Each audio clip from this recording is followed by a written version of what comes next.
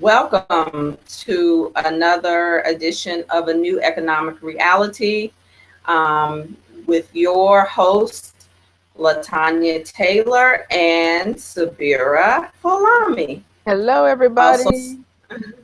Sensei Sabira, and some people affectionately call me the Rev Coach.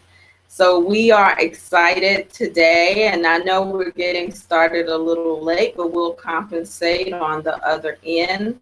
Our resource information that you can use and begin to create a new economic reality for your business or your personal life. Either way, it's a win-win opportunity to gather the information that we'll be giving you today. And so we're introducing a new topic today, which for the month of September, actually.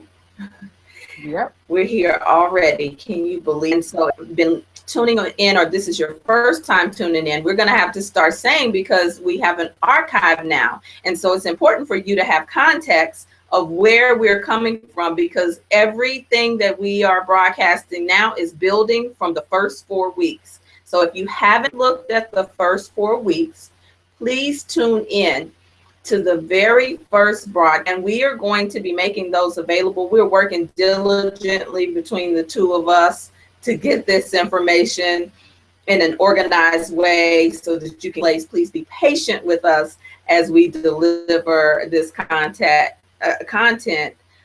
to you. So today the new topic is holistic selling that pays. Holistic selling that pays. And so to jump in and add any of your money charm right now. Absolutely. I am always excited about talking about selling. I love to sell. I love the topic. And I really fell in love with selling when I understood that there is a way to reframe selling from what we've been taught it is to a holistic approach. And that for me has made all the difference. It made it super, super exciting. So yeah, I can't wait to talk some more about that. You want me to just jump right into it? You might as well, especially since you're leading with the love. Okay. The love of selling, because I have the contrast. Yes, I love it. I love it. Because you know what? I look at selling as serving. I really have reframed it when I understand that if I have and you know, the majority of the people who watch our show are entrepreneurs. And if you're an entrepreneur, you're at some point, you're going to have to make, or it's going to make your avocation of serving a lot easier to embrace if you have a different reality of what selling is than what we've been taught. We've been traditionally taught that selling is about basically trying to shove something down somebody's throat that they really don't want. That, you know, the salesperson knows better than the person that is making the purchase. And my understanding of selling is that it all is founded on serving. And the way that we can be of service as an entrepreneur is, first of all, make sure that your message and your market match. If your message and your market match, then and what you're saying out of your mouth and your vibration is about service, and you really are bringing something to the table that's going to make that the consumer's life better, you don't have to worry about selling. Honestly, the problem is most of the time there's not a match. We haven't done enough dialogue to make sure I even have what you need. And you guys wait until I tell you how I go through my sales process, because it is so delicious. But that's where I want to start off with, is that you need to get really in alignment your message, and your market needs to match. So that means you got to do some homework, first of all. So that's where I'll start, and I'll just leave that right there for you to jump in. I don't want to get too carried away because I could go for an hour on this. So I'll start break it down to the beginning. I like to always, when my background is education and teaching, so I do love taking the big stuff and breaking it down for it to be digestible. And so, of course, we jumped right into start sales, but let's talk about the product, because usually if there's a sale, there is a product, right? And so, and when there's a sale, there's a transaction involved when we talk about sales.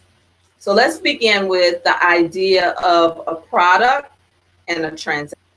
And that way we are not already to the whole idea of what we've traditionally known as sales. So the first thing that I know that we both agree on and align with when we decided to present this topic is that you are the first product, of course. Now, I know that some of you have lotions and potions. I like saying that. Lotions, potions, jewelry.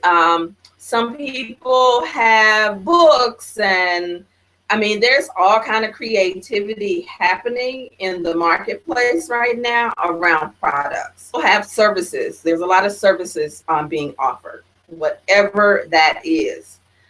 And this even applies to a brick and mortar, but just a little different. But there's some offer that's a product, and even if the product is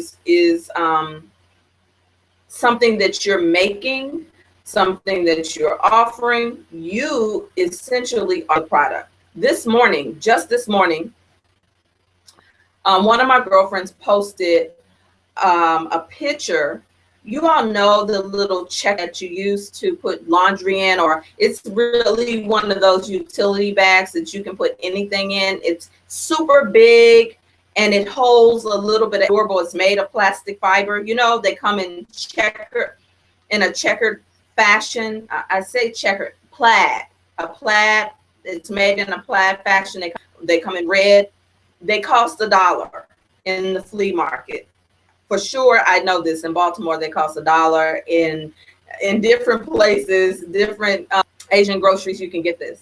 Just this morning, I saw where Louis Vuitton. Oh no, girl! Put their stamp.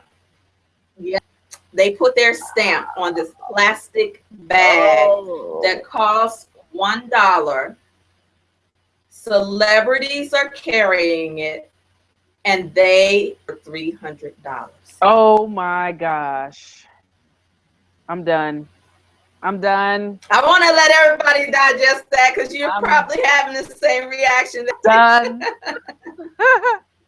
But my friend posted it talking about cultural appropriation, of course, But at the end of the day, if we take our emotions out of it and the implications of everything that's been culturally appropriated, I mean, if we take that discussion off the table for a minute, they put their stamp on it. The value is $300. People are paying it because, mind you, now the people who are paying $300, they don't know what people in the hood are buying and using this bag for, nor do they care. But what are you really purchasing? You are really purchasing Louis Vuitton. Indeed. Wow. So the product is the two products, one for $1, $300. What's being sold to you? The idea that backs Louis Vuitton.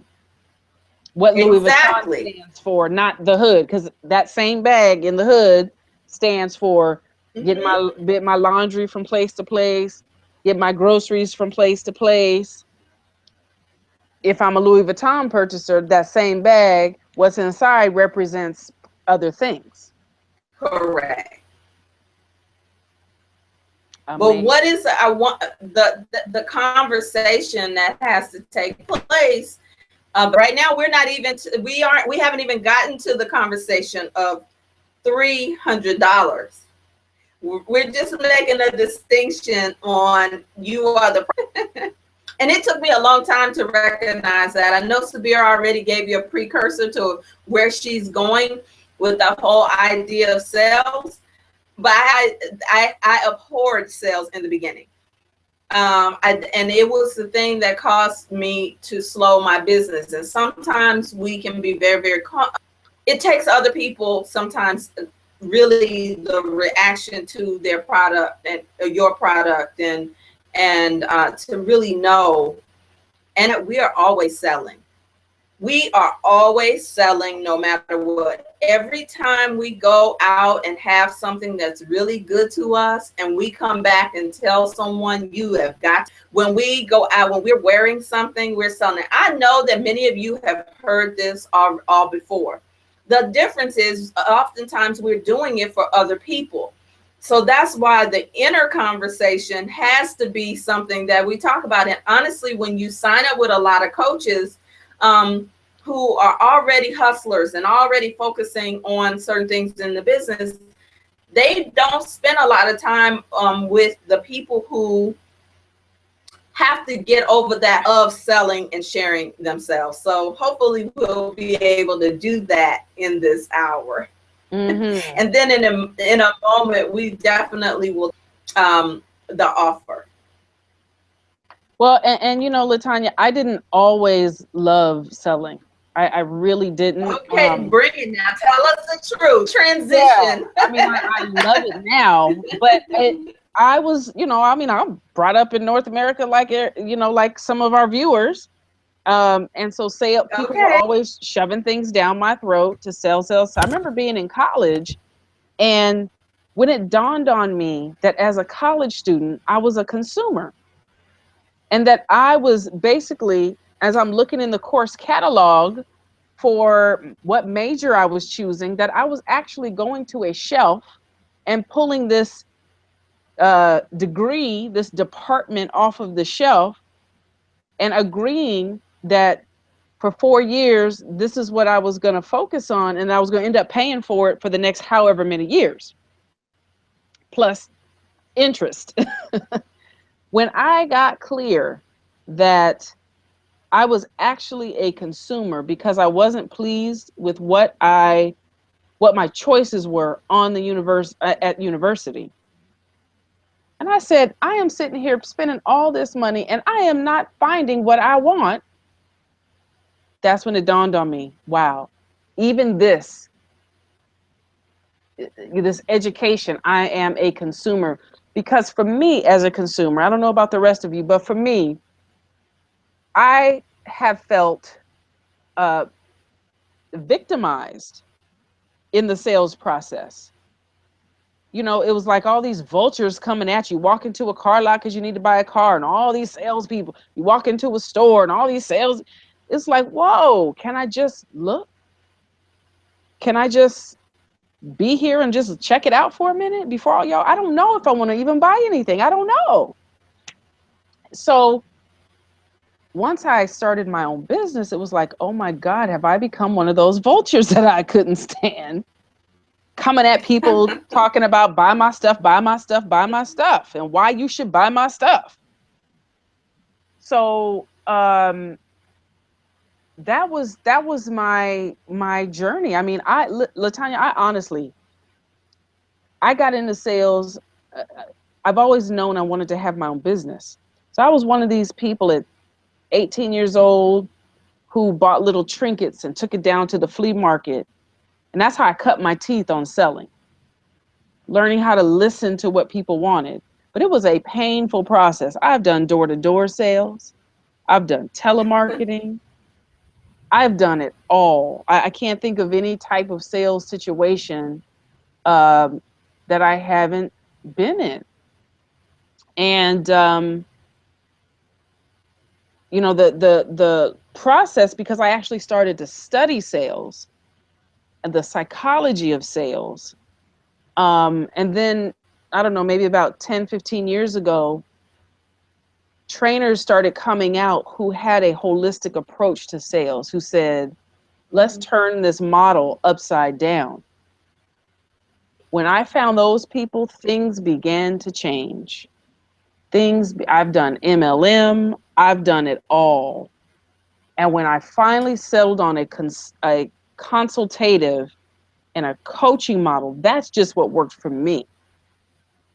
But that model can be used in selling anything, and it really shifts the process and the psychology, because nobody really feels like a victim anymore, and the salesperson has to understand that if I do not develop a relationship with my market and with this particular one person in front of me, if I'm not willing to have a conversation and really listen to that person and what they want, what they need, what their problem is, I will not make a sale, quote unquote. I will not, it's about being able to match. So once I got that down, everything shifted for me. Now, again, in the first 10 years of that, I had to start working out of my hustle mode, because I was a hustler. So I had to work out of that hustle sales type mode and be able to just chill and relax and listen and understand that when I make a match with the product, well, first of all, understanding that the person, first of all, has to resonate with me, that I have to be the right person first. And then I'm going to attract to myself people who resonate with who I am as a person. The next step is to listen to what their problems are. Really begin to listen much more than you talk, because people are going to tell you what they need. They're going to tell you what hurts. They're going to tell you what's not working. They're going to tell you where the holes are in their life. And then and only then, if you have what they're looking for, do you speak about it. Once I got that, it was like, oh, but it begins with you. Yeah, I would agree. Because when I think my experience with sales began first with, I cannot tell you how many multi-level marketing experiences I have done and had. And I realized that I think I did also have an awareness, when I started to understand commerce better, that I had been operating as a consumer, right?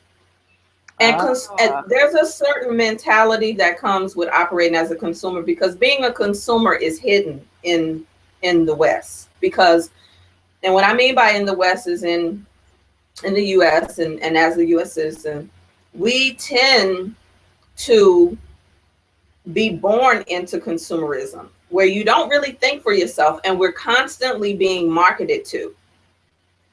Constantly. Mm-hmm. That I did my dissertation for my degree on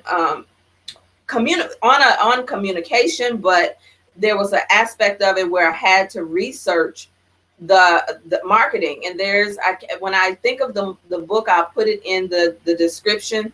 But there's a book that talks about how we are constantly being advertised to, even in ways we don't know, and how it's influencing everything, our relationships, what we eat, what we wear, what we dress. And I am not talking about the direct sales, but there's product placement, and all of these things have subliminal effects on basically your relationship with your own consumerism.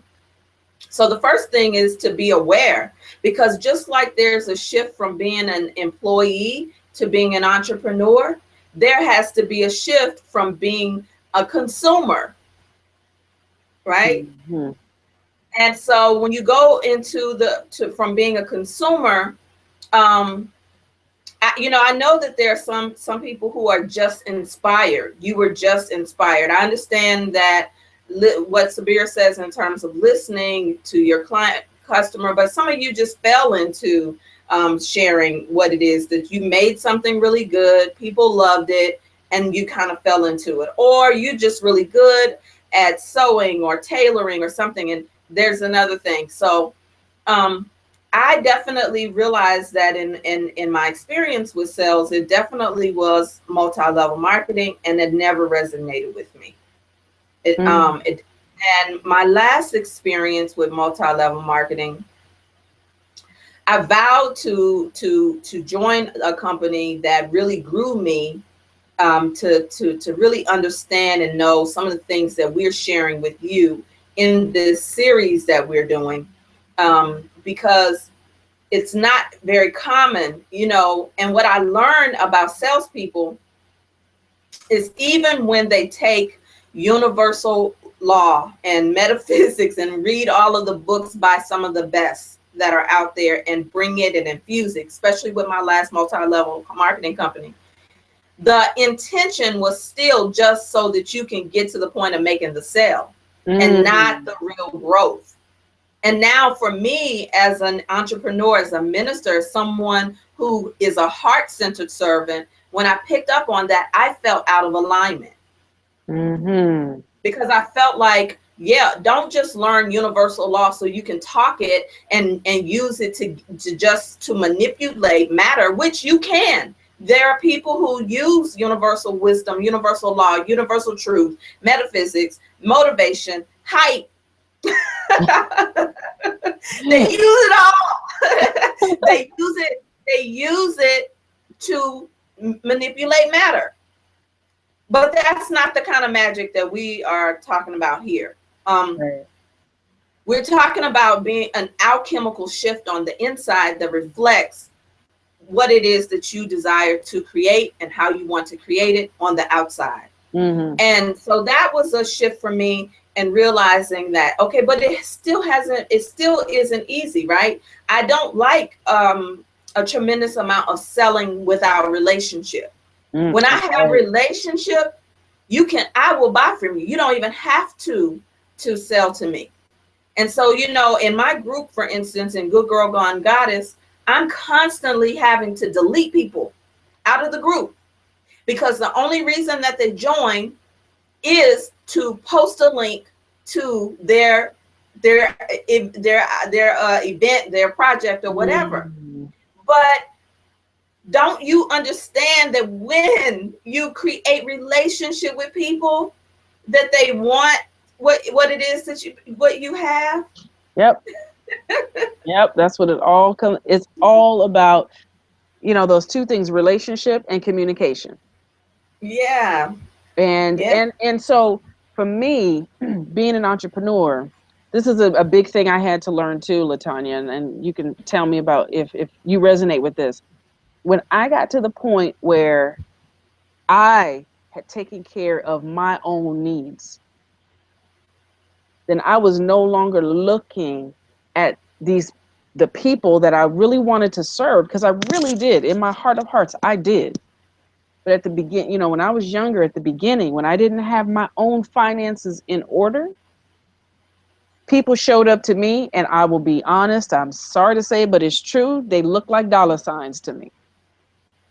Yeah. And I needed $1. I wasn't looking at people. I wasn't caring about people because my needs weren't met. So I was looking at these potential customers as a way for me to fulfill my needs. So that's good right there. You need to unpack that some more. So let me pull out the suitcase. Because about some more, because you're not talking about even just dollars, because I think that there are also some people who are looking for the emotional needs to get met through their brand as well. Oh, that's a good one. That's a really good one. So let's talk about that one too. In terms of me, I'm my first customer. I am the product.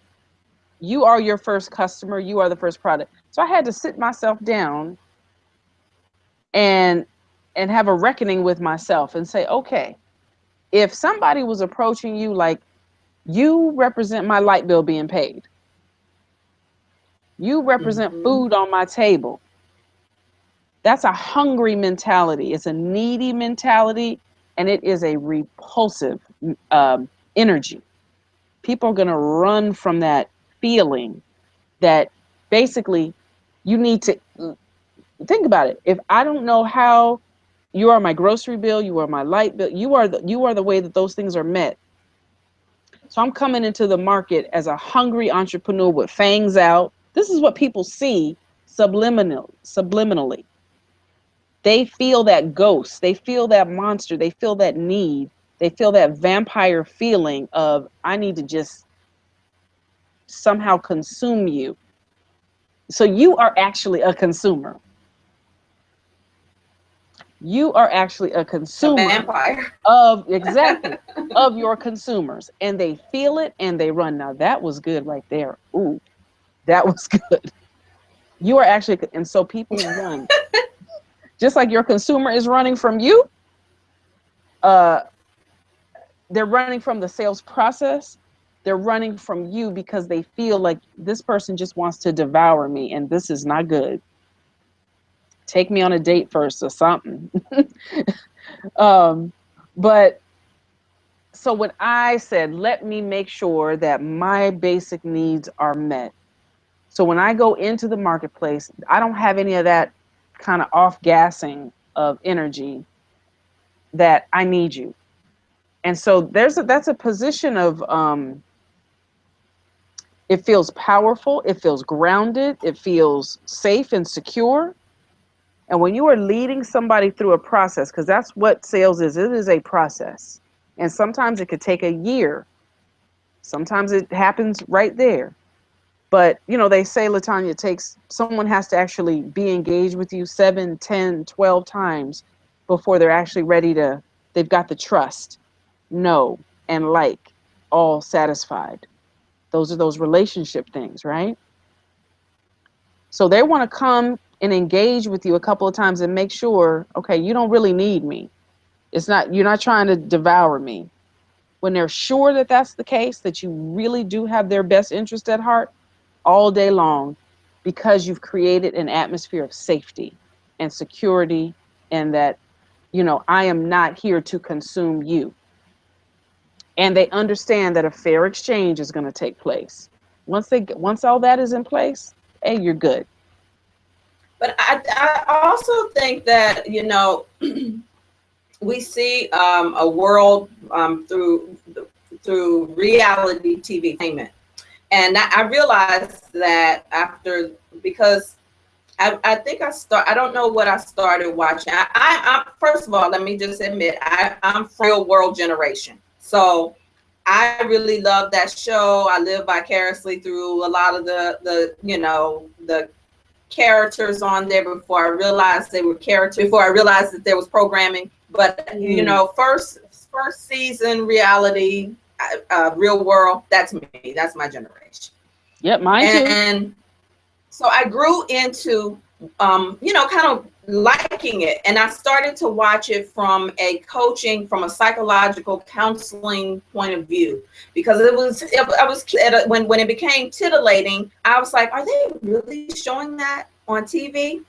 Now that's the first season. You kind of get into the interplay. I noticed about the second and third season product placement. If you notice, when you watch everyone's reality show, they by the second season are promoting a product line of something. Because the way that sales has changed all over the years is, it's no longer about just making people, because of social media, and this is all in my little dissertation I had to study. Because of social media, because of the internet, now you have to differently. And the mistake that I found myself making, even in my business sometimes, is just promoting the thing that I'm doing and not sharing myself. People want to know you. And and it's almost a requirement, because when you look at the reality television, we're watching them, but guess what? People are still buying from them because there's somebody that can relate with that particular cast member on that. And I realized that without me going into my program in spiritual psychology, I literally had to look at how I wanted to even engage with that. I also see this is maybe a forecast where people are going to be in serious therapy around this whole thing, believe in your own press release. There are people like us who are believing their own press release through social media. And so it's important for you to know who you are in order for you to integrate it. And there are people out there who integrate their brands. I have mentors who share themselves and share their stories and share their mistakes and do the same thing. Now, people don't really want to read anymore. That's why some of you are tuning into this video, because you want it. And so that is a great segue to talk about wanting it quick. When we talk about this whole process of hope, when we use that word, we're talking about mind, body, and spirit. So of course that means that we're only talking to the people who mind, body, and matters to. There's some people who couldn't give two whats about mind, body, and spirit. Those people are living on beachfronts. Those people are working from home, but they're using a different model, and that model may not align with you. And when I literally mean that it may not align with you. There are some people who it aligns with to be that type of aggressive salesperson, and it doesn't matter talking to that person. There's no it's unlimited the people that you can access. The Zig Robinsons, the hype people, you can get that, but how long does it last? Because how many of you have gone to a Millionaire Money?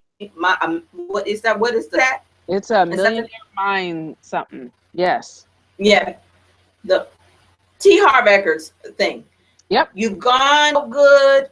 And then when it came to implementation, if you were not in that training program, then how many of you have bought Sue Orman's book, and you've read the book and you've started putting certain things into place? Then poof. Oh, and right now we're talking about the money mindset, but of course there are others who specialize in just the sales. And even when you do multi-level marketing, there's a script that most of us get, right? That's like one person is like a Randy Gage. He's a big MLM guy. He's a good one. I lose the names because once I unplug from it, I'm unplugged. But I forgot where I was. But I was saying that I think I was telling you that, or sharing with you, that the whole idea of knowing who you are and what you're offering to the world. And I think a great example of I'm going to use it because I know it personally. And I know that most of you who are watching know it. And Sabira and I are in that line. But Iyanla Vanzant is a good person to use. Reverend Dr. Iyanla Vanzant, our spiritual too, who a lot of people, I'll use, for example, when she came back to Oprah, a lot of people think it was a setup. Oh yes, she's trying to do this and she's trying to do that. But what they didn't know is the spiritual work that she was doing to unplug from all of that work that she was doing, that just happened. Yes. The door opened for her to go there. When she went there for the relationship, not for the exposure. Another opportunity happened because the relationship is where they went into this And then the next thing and the next thing started to happen. Then as she began to do her ministry with the DMX interview, people thought she was doing that for ratings. That's not who she is. And I can say that I know that because I know her. And I know sacrifices that she makes over. There was a time when Yama wouldn't work with any celebrities, right?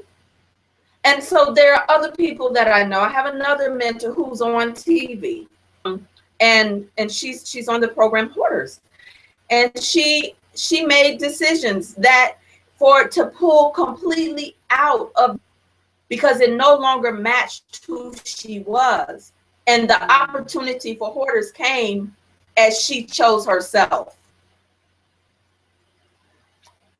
And I could go on and on of people who have done that outside of Sabira and I, because I know sometimes we need to be able to have big name proof in order as you work with those who are in the middle. Oh, that was good. That was good. When you talk about, choosing yourself first, we have to really get clear about who we are, get clear about what our message is before we start saying, I'm going to bring this to the marketplace, because you will be all over the place. The bedrock of what LaTonya and I are sharing with you is the possibility to, again, doing something that you really enjoy doing. For some of us, sales is something we enjoy doing, especially if you can get from I'm here to actually take and get paid to I am here to solve a problem. I'm here to support you in alleviating pain that you're in. And, just like any other profession, the sales profession or coaching or, any of these other professions, consulting, there has to be an exchange, and in where we live, it has to be an exchange of cash. Yeah. At some point, it cannot be. You cannot bring me over a goat. As much as I love curry goat, you cannot bring me over a goat. Okay, I need some cash, and I can go buy my own goat. Thank you very much. Don't bring me a chicken. Bring me some cash, and I'll go buy my own chicken or whatever. Give me some cash, and I'll go and buy my own seeds and plant my own garden. The reality is that. Oh, I just had to go there. That was funny. I slayed myself. That is funny, but that's a good segue to even talk about the Money Charm Investment Club, because we're going, for those of us who for those viewing the Money Charm Investment Club, we are going to be doing a special video to explain more. But I think this will be a good segue, because the invitation for us to you, from us to you, to be paid or to create residual and create a savings account. Even though we explained it in the first video, the first 4 videos, there are people who still are still thinking that this is either multi-level marketing, right, a bank. We are getting something off of the top. Right. And you know what that's about, LaTonya? That's about trust. That is about trust, because people are always looking for the catch. They're always looking for, it cannot be that literally there could be a situation where I could actually just simply save and get cash, and get actual money. Save, take, like we said in the first 4 videos we cut, takes this currency that is, it means nothing. This is, LaTonya, I know I'm taking up time here, but I just got to do this. Something just tell me I got to do this right now. Listen, this is important. This is important for y'all to understand. What you have in your hand, that cash is nothing. I don't care how much of it you have. It is nothing. It is valueless and becoming less valuable as the years and months and years go on. And so I'm unapologetic, LaTonya. I am absolutely, because this is important, I am unapologetic about the fact that we are giving people an opportunity to take something that is well, first of all, to learn. That's the first and most important thing. We're giving you an opportunity. We're creating a space of education. That's the basis of the Money Charmer Investment Club, education. Okay? To learn about this system that you're living in, and sometimes we don't even know that we're living in it. We're being sold something in an unholistic way. You were sold the fact that these dollars were actually valuable. And we consumed that idea, and we consumed these dollars to our detriment. And so I'm not apologetic about the fact that we are actually making a space available for people to, first of all, learn about the system, and then creating a way for them to not only, for us all, to get out of the system by exchanging valueless paper for real money, all the while you are learning about who you are and what you can offer to the marketplace if you choose to, or just continue exchanging something that has no value for actual gold. And I actually, I think it goes back to when you were talking earlier, just about people being used to being sold to. And so holistic sales that pays in summary is, it come in you're the product, when you know who your audience is, and when you can set your value, and where you start out is not where you're stuck. I want somebody to tweet that. That's a tweetable. It is. That is tweetable. Where you start out is not where you're stuck. Right. So you may start out at one level, at one vibration, and your brand, you grow, and you know that what you it, and you know what you put into your product, what you put into your services, because people only see a price. That's why my model for connecting with people is not, I have to tell people all the time, I'm not a retail service. And when they send me a note or email and they say, how much do you charge? Well, wait, let's talk. Let's see if we're an energetic match. But I understand, there's so many ways to be able to sell yourself. But first of all, getting the understanding that you are your product. And then when you come into an investment club, this is not, when you're invited to club, you're invited to take action. And that's why the first thing that we offer is an action. That is your investment. You take, it's a demonstration that you are ready. You can't enter into investment clubs and not take an action. For the workshop that you signed up for that you're not using and the notes are in the closet. That's no different than the book that you held throughout and made notes in and you're not implementing that. No. So the cost to work with us is for you to take an action, a demonstration for yourself where you pay yourself first. Now, pay off? Absolutely. We understand our value. And so we are absolutely going to have some benefit. We're not doing anything, and we wouldn't want you to do anything that does not benefit you, but it does not take anything from what you're investing. And so we're going to explain that even more. And we want you to ask your question. We want you to ask questions about anything that you hear that, you're still, because I understand that if you are trying to pay your ability to respond to any aspect of your life, at the end of the day, you know you cannot pay BG&E or or AT&T with a smile, or you can't pay for it with your well, you think you can't pay for it with your my own natural energy yield.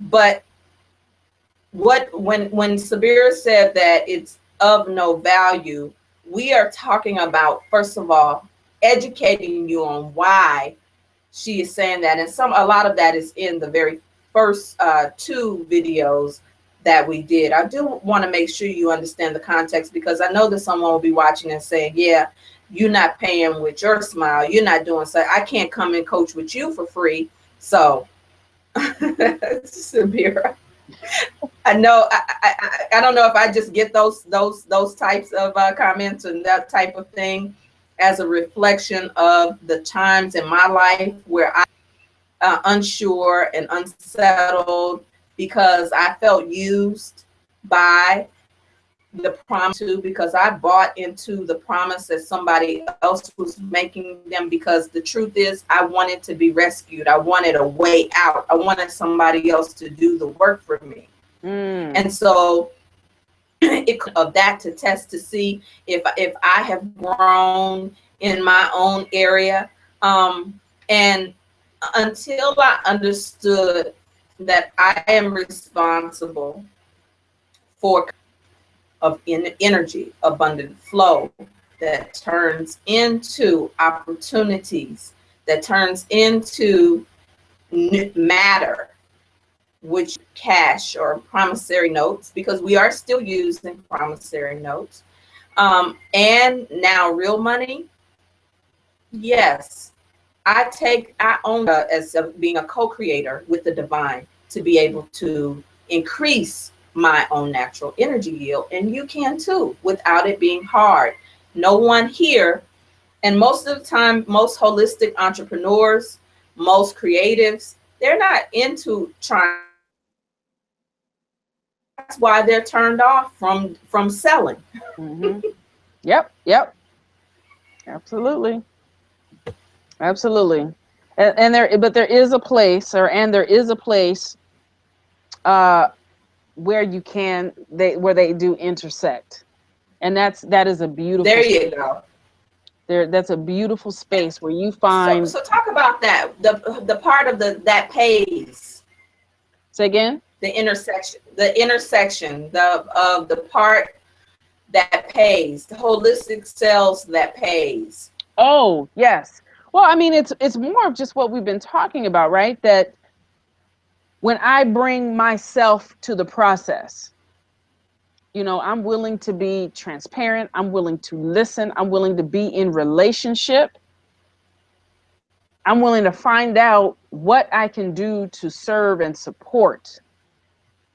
And I'm not attached to a particular person. When I just go into the marketplace and I say, I am here to serve and support, and I happen to have some things in my medicine bag. I mean, that's how I see it. I have some things in my medicine bag. And what I do is I listen.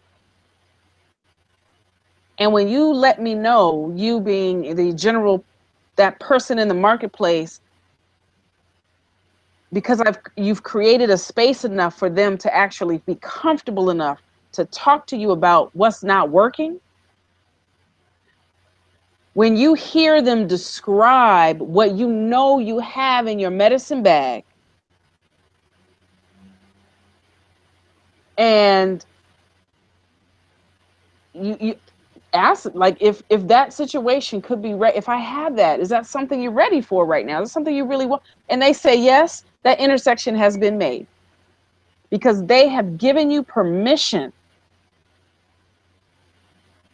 to let them know you have what they need. That's where that intersection is. It's about permission. It's about being invited into their space.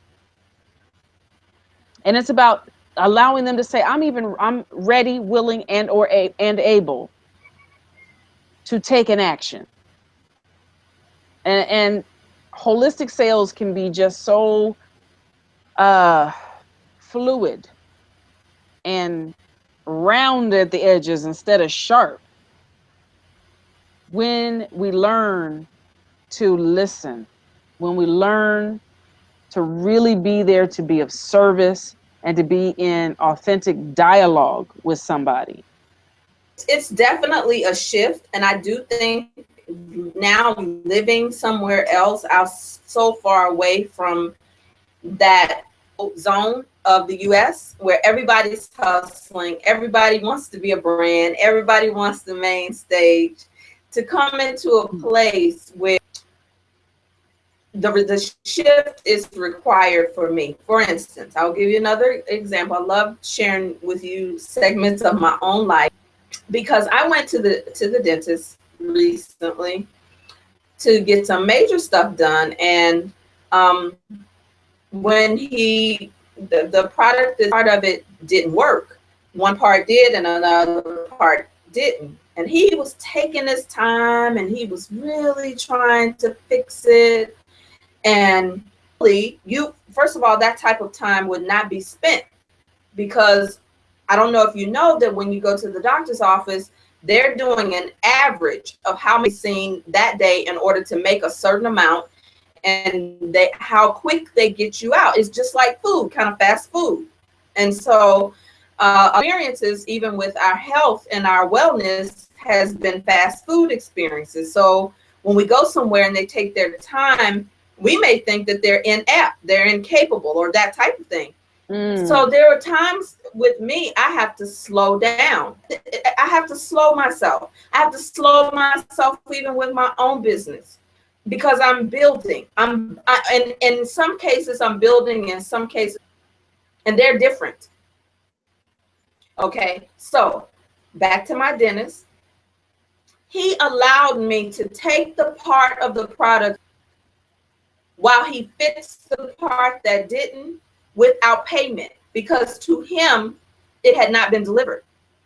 Now he's going to get paid, but that wasn't the primary. He didn't have distrust for me. It was amazing, and an amazing experience, because I am not going anywhere. I'm going to do business with this man, because he takes his time. And it didn't just start then. It started before I even got the product, because I went in for one thing thinking, okay, let's just get this handled, get this done. I didn't. It's just, I said this in another video, it's just like C-sections and hysterectomy. So many people who didn't need it. And I say that because even if you want to shift from being the one that is a driving seller, that come from sales background, they sold, and they bring that aggressiveness even in their consciousness, not even because they're still in. And that doesn't work for me. If what we're saying works for you and resonates for you, I can tell you that it is counterintuitive to back off. It's counterintuitive to trust that the way will be made without your aggression or your worry. It's counterintuitive, especially in business model, when many women are running their business like men. Wow. Like men. And as women, we have to know when we are I won't say that. You won't say that? Let's just say, let's just clean it up. Many of us have allowed the ovary grinding, the ball grinding, to be the normal. And then when we end up burnt out, blown out, we have no idea why. And you can move your location. I moved my location, but I've still had to shed the energy that we lived in, and we call it normal. There are people who are using this model and thriving, because there are people who are hungry for holistic Yeah, business all around on all levels, including how your affairs, because it's not new, y'all. What we're introducing and sharing with you is not new. We are really reminding you of what's already in you as an experience. It's not new, it's ancient. In fact, the whole idea of money and currency is something introduced by man's ego. Most of our societies function on an exchange. That talking about sales is an exchange. You make an offer and there is an exchange. And there are new societies developing where they're not to do exchanges. I understand that all of us are not there yet, and I'm not trying to push that. But there are so healing to know that you don't have to operate in the ovary grind or the ball grinding. I cleaned that up nicely. you did, but ooh, the visual. Ooh. I can just hear the grinding and it does.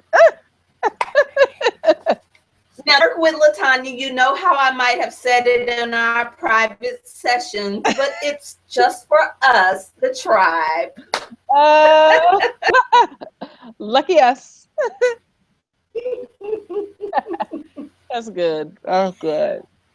So we're getting ready to wrap up this holistic sales. We just started. We're going to get more specific in the rest of the 3 parts this month. So make sure that you tune in, because we know sales is a hot topic. Do it. No one else's way is wrong.